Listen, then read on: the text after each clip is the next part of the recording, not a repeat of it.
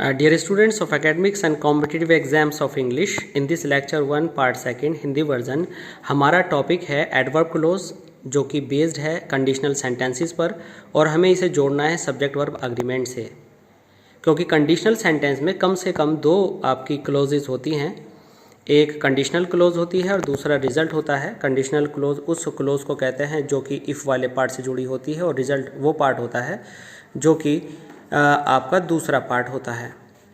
तो इसमें हम जानेंगे कि रूल नंबर 4 अनफुलफिल कंडीशन को हम कैसे स्ट्रक्चर में डालते हैं, और रूल नंबर 3 तक हम अपने पिछले पार्ट 2 लेक्चर 1 में देख चुके हैं। आइए शुरू करते हैं। Rule number 4 unfulfil condition. सबसे पहले जानते हैं कि अनफुलफिल कंडीशन होती क्या है। अनफुलफिल कंडीशन वह कंडीशन होती है जिसके अंदर हम ये उम्मीद करते हैं कि ऐसा हो जाना चाहिए था लेकिन हुआ नहीं, यानी हमारी इच्छा फुलफिल नहीं हुई। इट मीन्स पास्ट की उम्मीद पूरी नहीं हुई, नॉट डन इन पास्ट। तो ऐसी बात को, ऐसे सेंटेंस को हम यहाँ पर इफ़ के साथ पास्ट परफेक्ट टेंस में जोड़ते हैं, और पास्ट परफेक्ट के अंदर हम क्या करते हैं कि हेड प्लस थर्ड फॉर्म हमें लगाना होता है। और जब भी हमारा इफ़ के साथ हेड प्लस थर्ड फॉर्म आता है, हमारा नेक्स्ट पार्ट जो कि रिजल्ट पार्ट है, उसके अंदर वुड, कुड, माइट, हैव के साथ हमें थर्ड फॉर्म यूज़ कर लेनी होती है। मान लीजिए कि हमने सोचा कि अगर वह पास हो जाता तो मैं उसे गिफ्ट देता, तो पास हो जाता लेकिन हुआ नहीं, but not passed, it did not occur, ऐसा घटित हुआ नहीं। तो हम लिखेंगे इफ़ ही हैड पास्ड। इसका मतलब ये नहीं कि वह पास हो चुका था, इसका मतलब है वुड हैव ये बताएगा सेकंड पार्ट कि इस वाले पिछले हैड का मतलब यह है कि वह पास हुआ ही नहीं। तो if he had passed I would have given him a gift, मैं भी उसे गिफ्ट देता, not to have been given, लेकिन वो दिया नहीं जा पाया। तो इस तरह से अनफुलफिल कंडीशन को हमने फिल किया, और पिछले रूल्स की तरह से आप आई would have given him a gift को पहले भी लिख सकते हैं और इफ वाले पार्ट को बाद में भी लिख सकते हैं।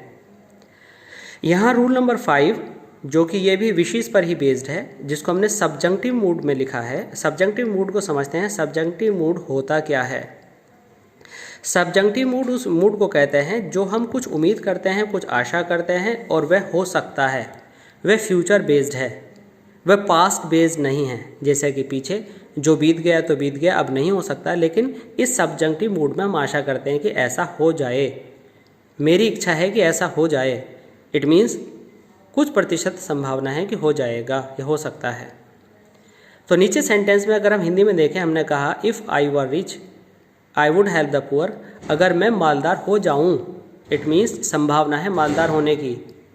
इफ़ आई वर रिच, तो हम अगले पार्ट में हमेशा वुड ही करते हैं, रिजल्ट वाले पार्ट में वुड ही करते हैं, शुड नहीं करते, जैसा कि हम पिछले रूल्स में करते थे। और यहाँ पर जो हमने वर्ड वर लगाया है, ये वर चाहे आपका सिंगुलर हो, चाहे आपका प्लूरल हो, चाहे दे हो, ही हो, कुछ भी नाउन या प्रोनाउन लगाओ, आपको वर ही लगाना है।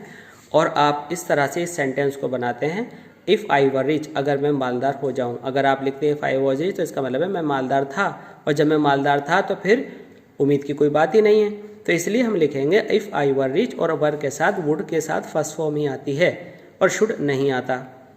तो इस तरह से हमारी वे सारी उम्मीदें जो एक बार को संभवतः हो सकती हैं, उसको सब्जंक्टिव मूड में डाला जाता है, और उसमें वर का यूज़ करके बाद में वुड प्लस फर्स्ट फॉर्म का यूज़ किया जाता है।